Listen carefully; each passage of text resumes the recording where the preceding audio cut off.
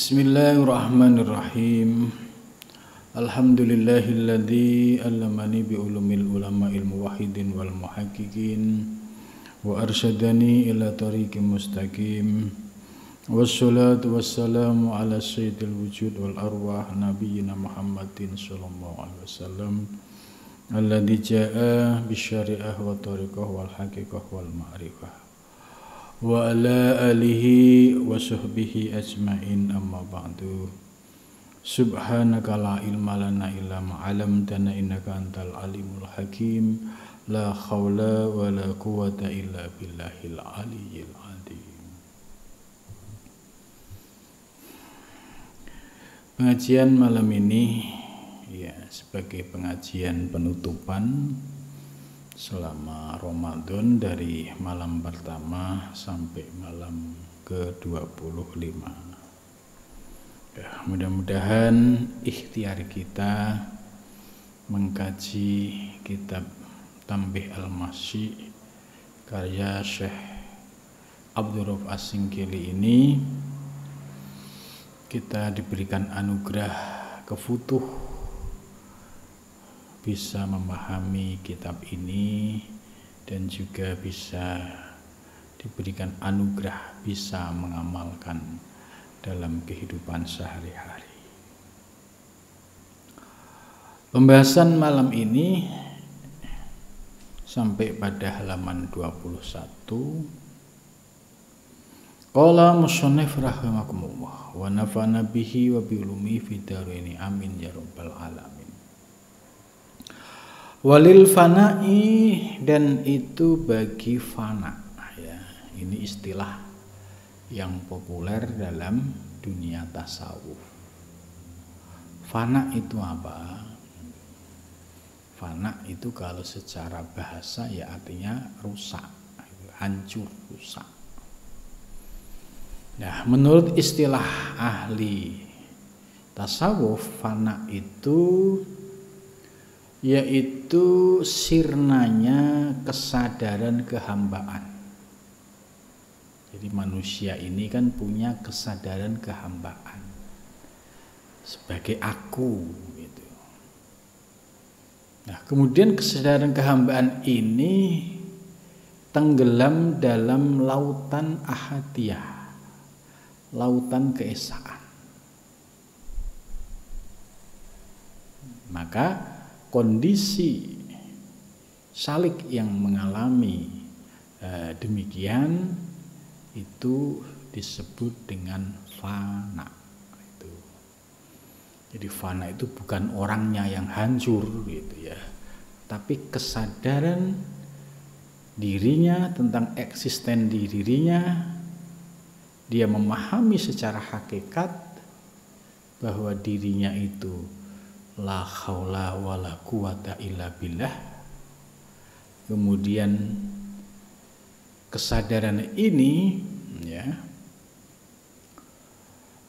tenggelam dalam lautan ahadiyah, lautan keesaan.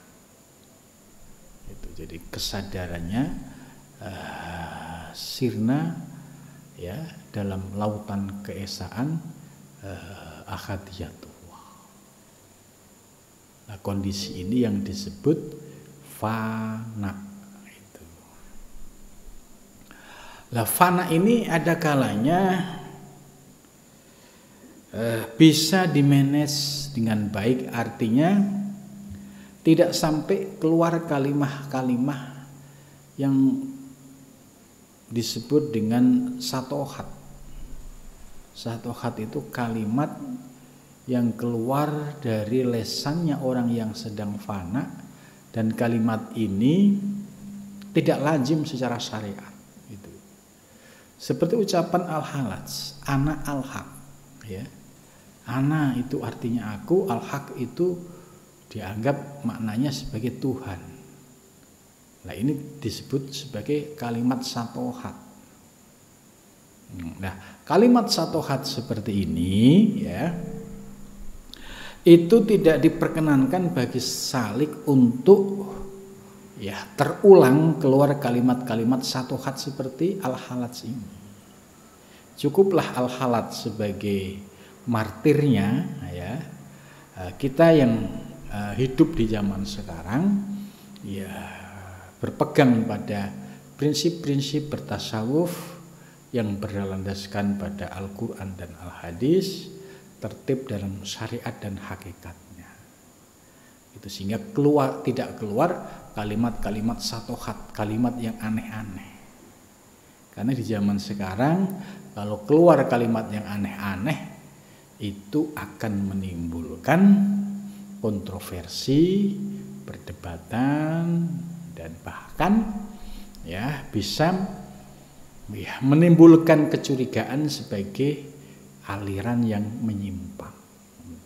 Maka para ulama muhaqqiqin seperti Syekh Ibnu Arabi dan Syekh Abdul Rauf As-Singkili ini memberikan guidance kepada para salik supaya on the track ya, berpegang pada syariat yang benar, mengamalkan hakikat ya secara proporsional sehingga tidak menimbulkan kontroversi dan perdebatan. Itu fana yang baik ya, fana yang terdiam ya, menikmati suasana ekstase rohani. Jadi diam menikmati suasana rohani yang sedang merasakan tahapan fana tadi. Lesannya terjaga, ya, lesannya terjaga, tidak keluar kalimat yang aneh-aneh, tapi gelora jiwanya merasakan praktek fana, ya, yang sedang menguasai dirinya. Itu. Maka Syekh Abdul Rauf As-Singkili menjelaskan wal fana'u dan bermula fana marotibun itu beberapa martabat. Ternyata fana itu ada beberapa martabat ya. Indal qaumi menurut kaum, ya kaumnya yang dimaksud ya kaum ulama-ulama ahli tasawuf, ahli tarekat. Waqad dzakara dan sungguh telah menyebutkan siapa syekhuna syekh kami fi Simtil Majid dalam kitab Simtil Majid ya. Ini Syekh Abdul Rauf menyampaikan bahwa guru beliau dalam kitab Simtul Majid menjelaskan mahu ala maratibil fana'i fi khalil zikri gitu.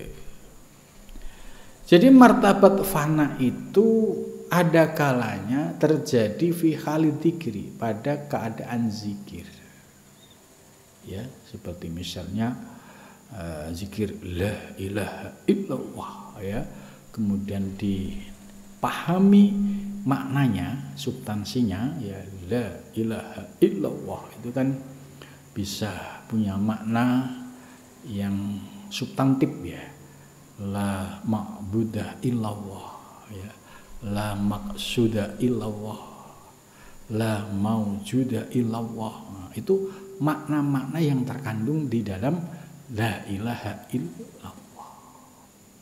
Atau 7 sifat ma'ani ya, dikaitkan dengan dzikir la ilaha illallah. La ilaha illallah ay la qudrata illallah, la ilaha illallah la iradata illallah, la ilaha illallah la sam'a illallah. Itulah. Ini kalau seorang salik sedang benar-benar ya mendalami dan hanyut dalam makna yang terkandung di dalamnya itu, maka pada saat fi halid dzikri ya dia benar-benar merasakan seperti makna la maujuda illallah ya, la maujuda illallah, tidak ada yang maujud kecuali Allah, dirinya fana, dirinya sirna ya. Yang ada hanya Allah Subhanahu wa ta'ala. Ini fana fi halid dzikri. Faqala, maka berkata siapa Syekh, wa idastamkana, dan ketika seorang zikir itu sudah ya mantep atau mapan, al-madkur, pada yang dizikiri, ya, adzakir orang yang zikir, al-madkur yang dizikiri, ya, seperti seorang salik la ilaha illallah, dirinya disebut adzakir, sedangkan madkur yang dizikirkan itu adalah kalimat nafi isbat, la ilaha illallah, la ilaha illallah, itu namanya madkur. Minal qalbi, dari hati. Jadi ketika zikir la ilaha illallah ya dihayati, ya, sampai menemukan makna-makna substansi, ya, kemudian merasakan, ya, hakikat dirinya itu, ya, la maujuda illallah, karena melihat wujud dirinya ini wujud yang baru, yang dulunya tidak ada menjadi ada karena diadakan oleh yang maha ada, yaitu Allah Subhanahu wa ta'ala. Jadi terbuka kesadaran memandang dirinya, oh iya, ternyata diri saya ini dulunya tidak ada, sekarang ada. Terus siapa yang mengadakan? Nah, ketika itu muncul kesadaran, ya, terbuka makna-makna asrornya sampai memahami makna la maujuda illallah. Wan mahako, dan binasa. Binasa itu ya tenggelam, sirna rasa kehambaan. Adzikra, pada zikir. Jadi akhirnya la ilaha illallah terus dinikmati, terus dihayati sampai kemudian in mahako, sampai hanyut fana pada apa yang dia zikirkan. Wa khofa, dan sepi, wa khofa, dan tersembunyi, ya. Fala yaltafit, maka tidak boleh menoleh siapa adzakiru, orang yang zikir, ila zikri, kepada zikir. Jadi orang yang sedang asik zikir itu sudah nikmati saja, gitu. Tidak usah kemudian ingat kepada zikir yang diucapkan. Jadi nikmati kondisi yang sedang istilahnya gitu ya, sedang hanyut dalam suasana fana tadi. Wala ilal qalbi, dan juga tidak kepada hati. Gitu. Jadi dia memahami makna la ilaha illallah, ya, sampai kepada memperoleh kedalamannya. Fadzalika, maka demikian itu hijabun, itu sebagai hijab. Jadi maksudnya gini, kalau ada orang zikir kok yang diingat itu hanya kalimatnya toktil, ya, ila dzikri, la ilaha illallah, yang diingat itu hanya teksnya, tidak maknanya. Kalau yang diingat hanya teksnya, redaksinya, ini masih terhijab, gitu. Karena yang paling istimewa itu ketika lesannya tetap zikir yang ya tadi yang didohirkan, ya, la ilaha illallah, tapi maknanya, ya, itu bisa dihayati dan bisa dinikmati. Gitu. Jadi ini maksudnya jangan sampai seorang yang zikir itu kemudian berpaling kepada teks redaksi zikirnya, hanya fokus la ilaha illallah, la ilaha, hanya la ilaha illallah aja yang enggak sampai pada maknanya. Gitu.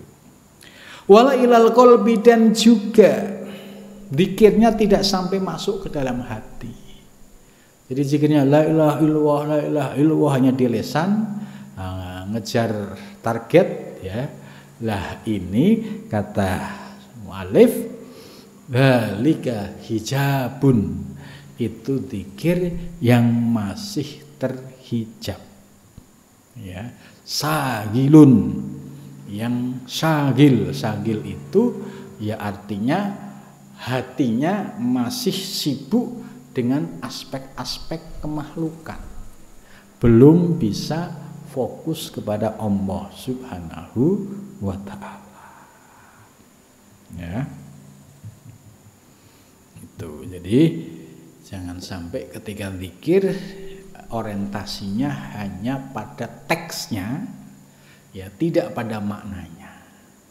Dan juga zikirnya hanya di lisan, tidak masuk ke hati. Nah, jika hanya mementingkan aspek teksnya, kemudian tidak masuk ke hati, hanya di lisan, ini artinya zikirnya masih terhijab, karena belum menemukan substansi yang terkandung di balik zikir la ilaha illallah.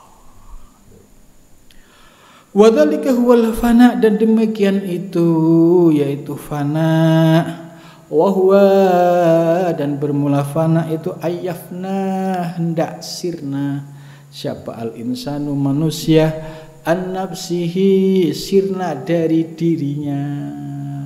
Jadi seorang salik yang ketika zikir dia sedang ya, menikmati, lesannya tetap la ilaha illallah, tapi hatinya, renungannya masuk pada makna-makna yang ada di balik kalimat la ilaha illallah, ya, sampai akhirnya ya ayyafnal insan an nafsihi, ya, sampai akhirnya memfanakan ya insan, manusia, an nafsihi, dari dirinya.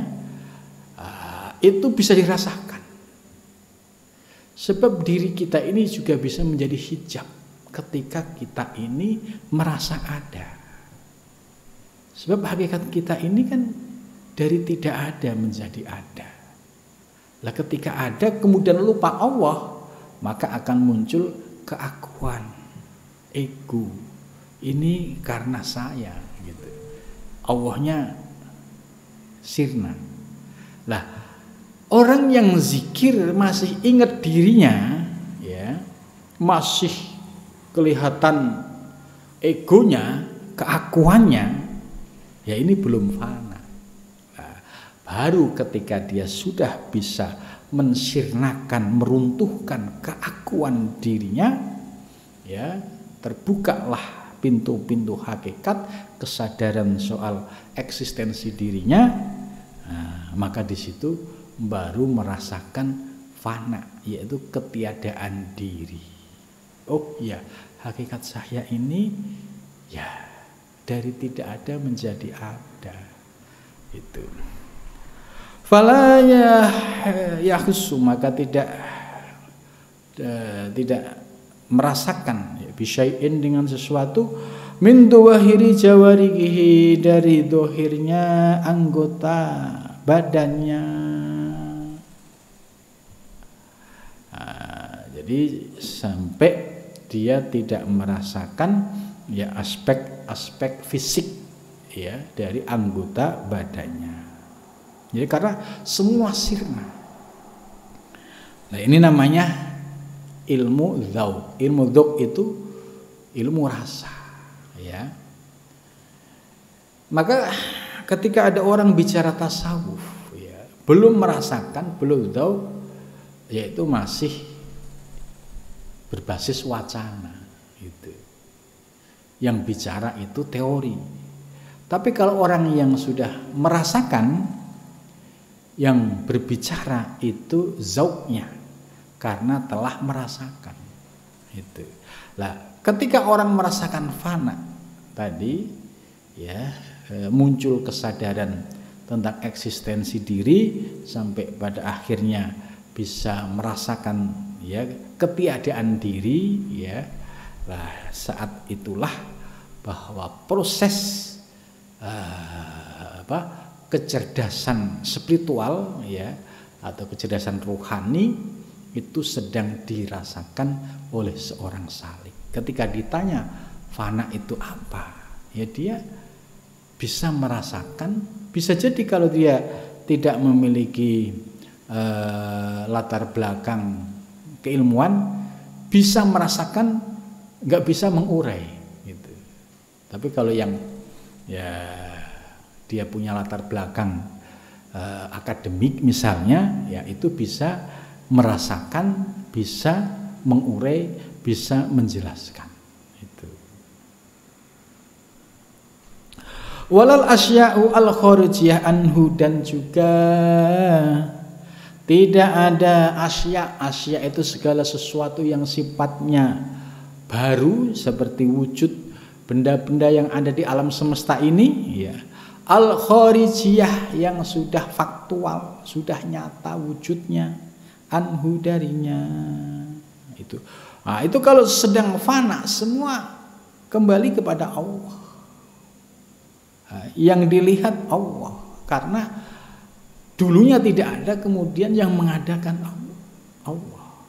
Gitu. Walal awar itu, dan bukan juga hal-hal yang sifatnya awarid ya,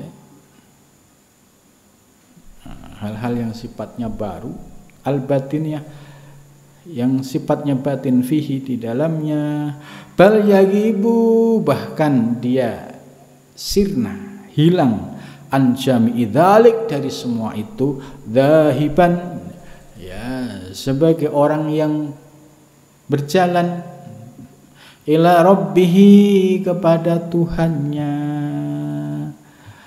Ini proses ya seorang salik merasakan tahapan fana itu. Lah kita yang ngaji kitab ini ya, dengan teori-teori ini paling tidak kita sudah mendapatkan panduan. Oh ya, teori fana yang benar menurut Syekh Abdul Rauf itu seperti ini gitu. Jangan sampai kita tidak ngerti panduannya.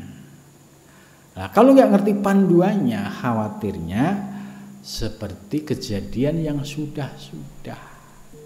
Akhirnya menganggap Allah wal alam, Allah itu alam, alam itu Allah. Ini kan latar belakang Syekh Abdul Rauf menulis kitab ini, salah satunya adalah untuk meluruskan pemahaman-pemahaman yang ilhad tadi, yang mencampur aduk tadi.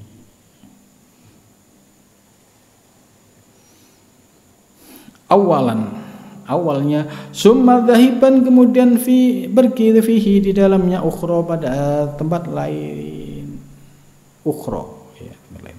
Fa in khatara lahu, dan apabila terlintas lahu baginya, fi asna'i dzalik, pada pertengahan tersebut, annahu, sesungguhnya dia fania, itu fana, an-nafsi, dari dirinya, bil kulliyah, secara totalitas, fadzalika, maka demikian itu, syarabun, yaitu minuman, wakaduratun ya. Gitu. Jadi ketika seorang sampai fania an-nafsihi bil kulliyah ya, ini yang disebut dengan fana yang tingkatannya hakul yakin ya. Kan ada tahapannya, mulai dari fana ilmu yakin, kemudian fana ainul yakin, mulai merasakan, baru hakul yakin ya. Fana ilmu yakin itu seperti apa? Teori ilmunya paham betul. Oh, fana yang benar itu seperti ini ya, yang tidak menabrak aturan syariat gitu, yang tidak menabrak hukum-hukum syar'i gitu. Ya, kemudian yang kedua, setelah paham teori ilmu ya, itu yang disebut fana bil ilmi atau ilmu yakin, naik kepada ainul yakin. Ainul yakin berproses, dirasakan. Oh, hakikatnya kembali kepada Allah. Oh, kembali kepada Allah. Oh, kembali kepada Allah. Ini baru ain. Nah, hakul yakin itu sudah tahqiq. Ya, yaitu faniya an nafsihi bit kulliyah. Nah, itu ya ini istilahnya yang tingkatan muntahi. Muntahi itu ya salikin yang sudah berpuluh-puluh tahun ya, sehingga dia secara otomatis bisa merasakan apa yang disebut dengan fana secara hakul yakin.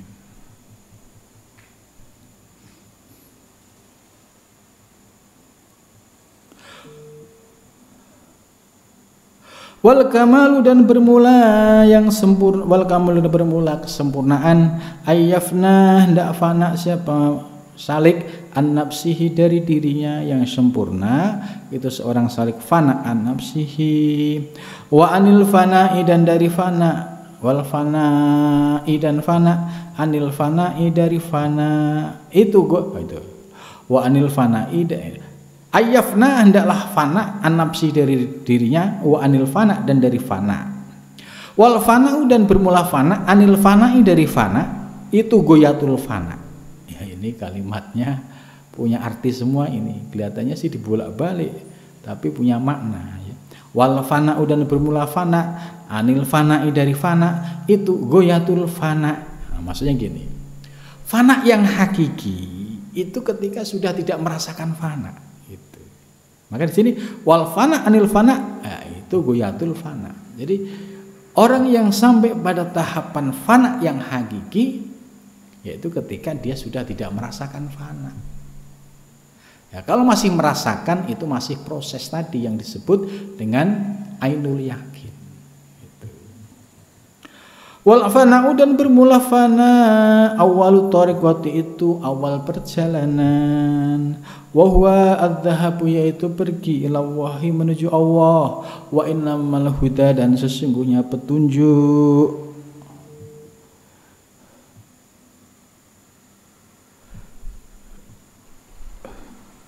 Ya ba'du sesudahnya wa'ni maksudnya bil huda dengan hidayah. Hudallah ya sesungguhnya hidayah itu petunjuknya Allah, kama qala sebagaimana dikatakan Ibrahim alaihissalam, inni dzahibun ila rabbi sayahdin gitu. Jadi maksudnya orang yang tertarik ilmu tasawuf itu orang yang mendapatkan hidayah. Orang yang bisa memahami tasawuf dengan benar ya, berpegang teguh pada Quran, hadis dan syariat, ini juga mendapatkan petunjuk. Sebab ada juga yang memahami tasawuf kemudian aneh-aneh ya, terus nggak sholat, terus kemelindi merasa ya ilmunya sudah segala-galanya, itu ada. Lah yang seperti ini ya, ini yang istilahnya hidayahnya belum sempurna, masih belok-belok gitu. Jadi hidayah yang sempurna ya fana tapi tertib di dalam syariatnya, hakikatnya. Ya landasannya Quran hadisnya. Nah, itu. Itu yang disebut ya fana yang mendapatkan petunjuk dari Allah, mendapatkan bimbingan dari Allah Subhanahu wa taala.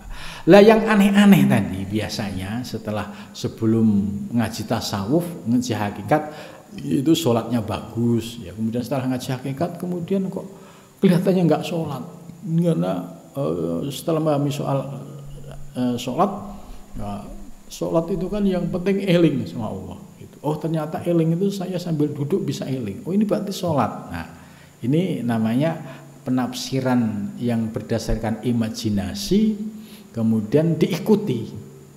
Nah ini yang tidak diperkenankan. Tetap koridornya ya itu syariat Nabi besar Muhammad SAW. Jadi tetap sholat secara syariah ya harus. Nah, kemudian untuk meningkatkan kualitasnya ya sholatnya didasari dengan syariat dan hakikat itu. Ya, inni dzahibun, ya Ibrahim berkata, inni dzahibun, sesungguhnya aku pergi ila rabbi, kepada Tuhanku, sayahdin, maka Allah akan memberikan petunjuk kepadaku.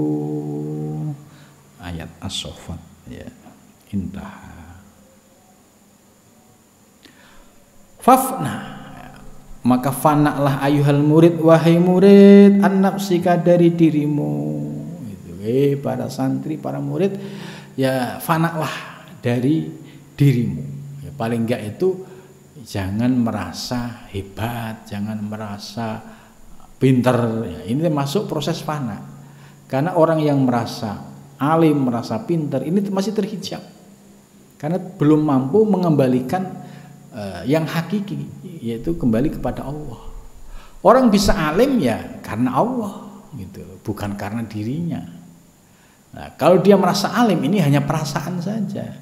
Nah, bagi seorang murid, kalau masih ada perasaan-perasaan itu, fanakan, sirnakan. Itu. Wa anfanaika, dan dari fanakmu. Ya, jadi dari merasa fana itu juga nggak boleh.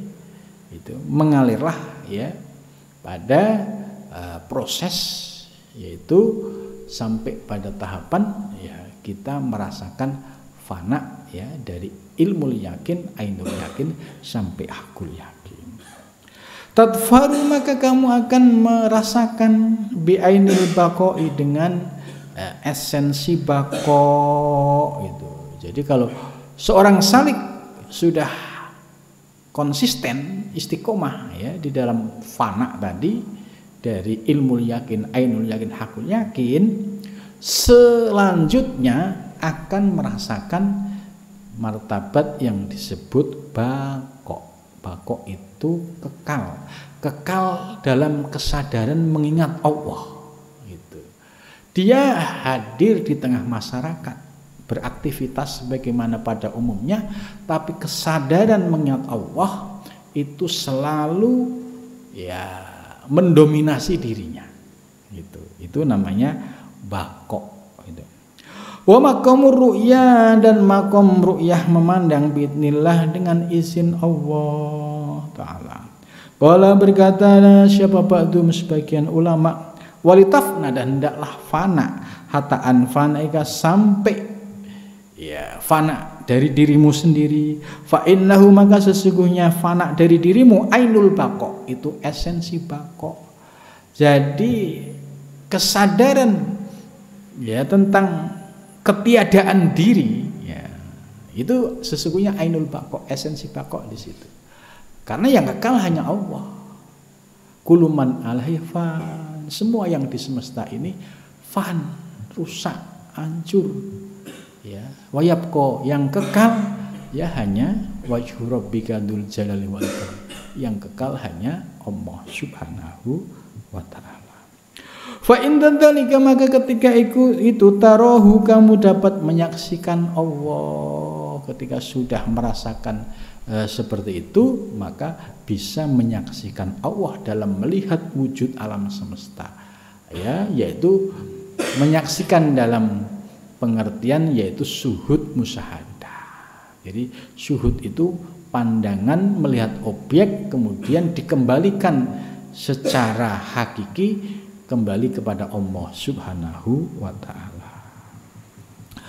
Ya, faida bada, dan ketika jelas dari laka bagimu, fa'lam, maka ketahuilah annaka, sesungguhnya kamu,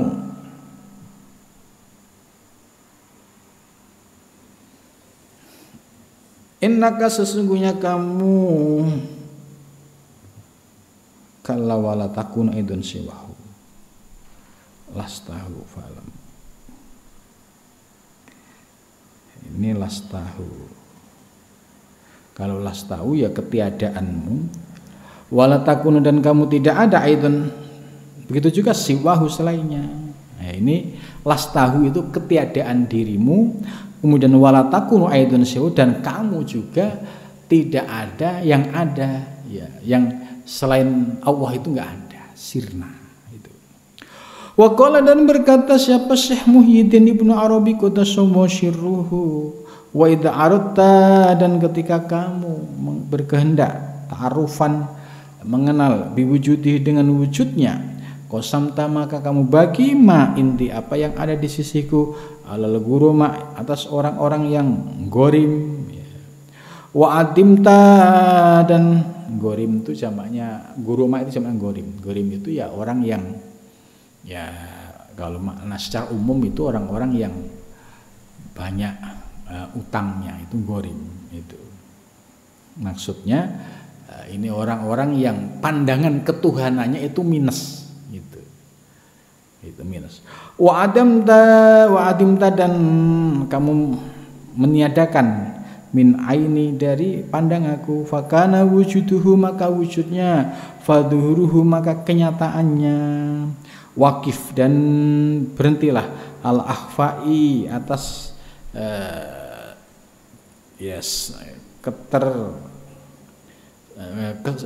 ikhfa itu ketiadaan, kesamaran diriku. Wasamratul fana'i dan bermula buah dari fana. Apa sih buahnya kalau orang bisa merasakan fana? Alama atau sesuatu dzikra yang telah disebutkan, huwa antasyiro, yaitu hendaklah kamu menjadikan al asbahu asbah kal arwahi fil arwah. Ya. Wa fi dzalika tuwahhidul qawi, maka karena itu kamu akan bertauhid secara kuat, wal madarik dan merasakan bahwa ayyashiro hendak menjadi kullu wahidin setiap orang min a'dha'ihi dari anggota badannya ya'malu beramal amala sahibihi sesuai dengan amal pemiliknya. Maksudnya ketika teori fana itu sudah dipahami betul, akhirnya punya kesadaran, oh iya ternyata diri kita ini tidak punya daya dan kekuatan sama sekali. Semua kembali kepada Allah. Sampai akhirnya oh iya ternyata diri kita ini seperti wayang. Wayang itu nggak punya daya kekuatan apa-apa. Yang bicara dalang. Yang bisa bikin loncat sana sini juga dalang. Jadi posisi wayang ya tidak punya daya upaya apa-apa. Itu semua gerakannya tergantung dari gerakan sang dalang. Ini ketika seorang salik sudah memahami hakikat dirinya, sehingga akhirnya oh iya ternyata ya kita ini benar-benar la haula wala quwata illa billah. Itu jadi ya malu ala sohibihi. Jadi kita ini sebagai hamba ya semua sesuai dengan kehendak sang dalang. Gitu. Wa qala Ibnu Umar bin Farid rahimahullah taala faqulu lisanin maka fakala maka kelu apa lisanun lesan nadirun yang melihat, musmiun yang mendengar, wayatun dan tangan natikun yang bicara, wa itrakun dan menemukan, wasamun dan mendengar, wabasyitotun dan basyitoh ya.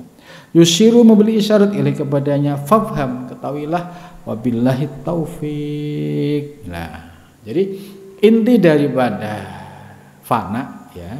Jadi sampailah pada tahap memahami eksistensi diri. Ya kita ini sebagai hamba yang dulunya tidak ada menjadi ada. Ya seluruh sarana yang ada pada diri kita semua milik Allah. Mata bisa memandang karena ada ruh, telinga bisa mendengar karena ada ruh. Kita semua beraktivitas semua karena ada ruh. Ruh itu milik Allah. Andai ruh itu diambil oleh Allah, kita bisa melihat orang yang sudah wafat. Matanya dibuka tidak bisa melihat, telinganya ditangisin nggak bisa mendengar. Ini kalau ruh sudah keluar dari jasad. Maka ketika kita masih hidup, ya mata bisa memandang objek, telinga bisa mendengar apa yang kita dengar. Ya, itu semua karena di dalam diri kita ada ruh, dan ruh itu itu min amri Rabbi. Berarti wujud kita ada ini semua atas kehendak, kudrah dan iradah Allah Subhanahu wa ta'ala. Akhirnya muncul kesadaran tadi. Oh iya, ternyata diri kita ini seperti wayang, tidak punya daya kekuatan apa-apa, semua atas kehendak Sang Dalam. Nah, kalau sudah paham soal ilmu ini, ya, pada saat dia melakukan ibadah, itu yang dipandang ya Allah. Itu bukan memandang dirinya. Itu. Kalau yang dipandang Allah, ya semua atas daya kekuatan dari Allah. Bisa taat semua atas daya kekuatan dari Allah. Bukan diriku, bukan aku. Gitu. Beda dengan orang yang terhijab. Ya, kalau merasa ibadah ini ya karena aku. Gitu. Nah, ini tandanya dia masih terhijab. Itu.